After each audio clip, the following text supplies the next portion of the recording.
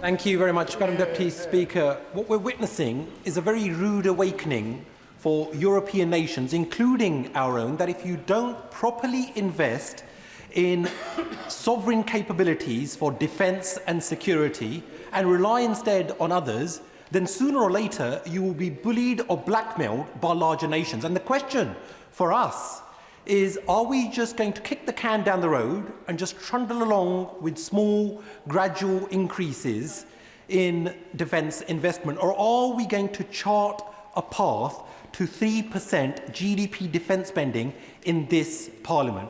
Now, in terms of Arctic security, the Foreign Secretary intimated that only one British officer was involved in the Danish-led Operation Arctic Endurance in Greenland. Could she please update the House as to our current and future planned participation, and are there any political or practical constraints in that future participation? Secretary. On the specific issue that he raised, it was not an operation, it was a planning process, as takes place very routinely, and that continues to be the case. What we are arguing for is a broader approach to Arctic security. In fact, the UK's strongest contribution is around the north of Norway. Our partnership with Norway is really now unrivalled. Both the commandos, the excellent work that I saw at Camp Viking and elsewhere, and also of the frigates, the joint frigates there. And that is our unrivalled. For a non-Arctic nation, our contribution to Arctic security is now unrivalled, and we see this as being part of Arctic Sentry, a wider approach to the collective Arctic security. But what I would also say is he raises the issue about investment.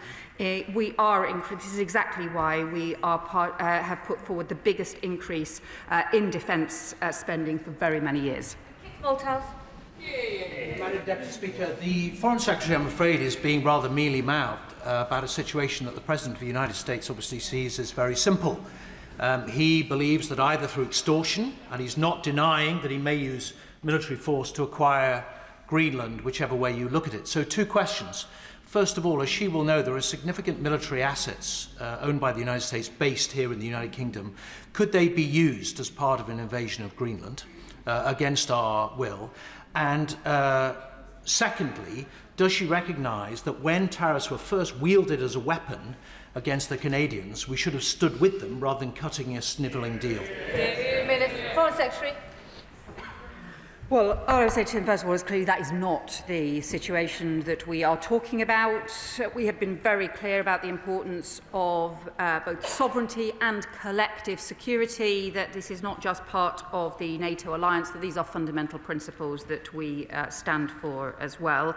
And in terms of the work around tariffs, as we'll know, the work the Prime Minister led has been effective in addressing tariffs in the past. We will show the same determination and robust approach again. Similarly, we have done so on other issues as well. It is important that we focus around the results that we can get by taking a hard-headed approach. That is what we're continuing to do. Dame Chianwara. Thank you, Madam Deputy Speaker. Knocking on doors in Denton and Westerhope, Arthur's Hill and Wingrove, for the first time in my 15 years as an MP, the #1 issue was global insecurity. President Trump has succeeded in uniting the British people against his unwarranted attack on a close ally.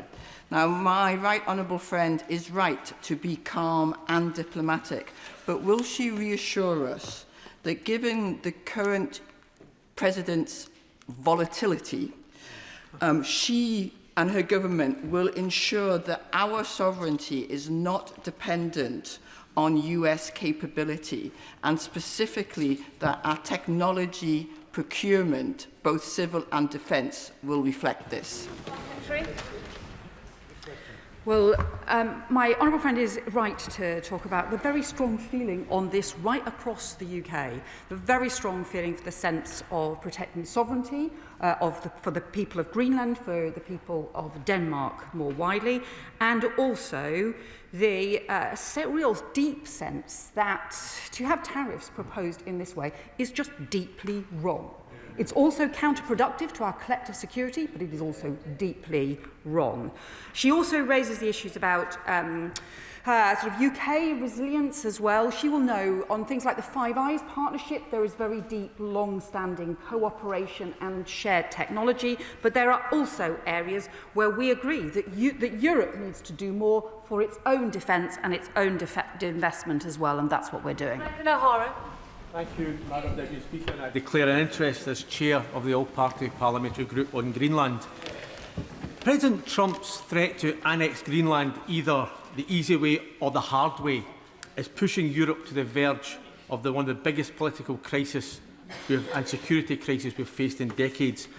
Now his threat to impose punitive tariffs on those opposing his illegal annexation means that the President of our closest ally is using economic and military threats against the UK and other European nations simply for defending sovereignty, self-determination and international law. So on what basis does this government view this particular president as being a trustworthy and reliable ally? Secretary. Well, we have made very clear that threats to Greenland's sovereignty are wrong. Threats on tariffs and on economic pressure are wrong, because allies should stand together and not face the kinds of threats that we have seen. Particularly, that is an issue for the UK, but also particularly for Denmark, that has been such a close ally to both the UK and the US as well. We are taking a very robust, hard-headed approach to this, to work through what is in the UK national interest and to get a resolution to this that can protect and defend and strengthen the Arctic security and also UK security more widely, and that is the right thing to do. Colleagues need to shorten their questions. Many members want to get in, and that depends on the length of your questions. Alan Gemmell. Thank you very much, Madam Deputy Speaker. Can I thank the Foreign Secretary for setting out the UK's position on the future of Greenland for the people of Greenland and for the Danes to decide. It's not right that one of our closest and oldest allies threatens us with economic sanctions, and I have two questions for the Foreign Secretary. How will she explain to the US administration our interests and actions at this time and stop the sanctions and resolve the situation? And might she take an interest in the Franco-British fast jet replacement programme and a company called Aralis, so that we don't have to rely on a British solution, building on the excellent question from the member for Newcastle upon Tyne Central and West? Foreign Secretary. Well, I can say we have been very clear to the US and more widely about the importance of countries working together to strengthen security. That is exactly what Denmark has been seeking to do, to strengthen security of Greenland as part of strengthening Arctic security against the Russian threat.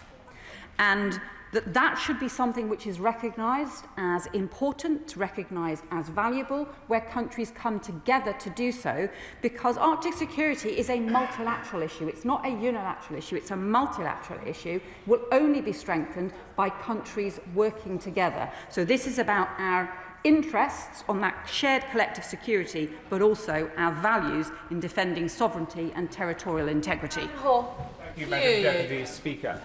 The Foreign Secretary, the Prime Minister, NATO, the Danes and others have been commended for responding to this through the usual channels and through the usual means. And that would be fine if we had an occupant of the White House who understood all of that and who respected all of that.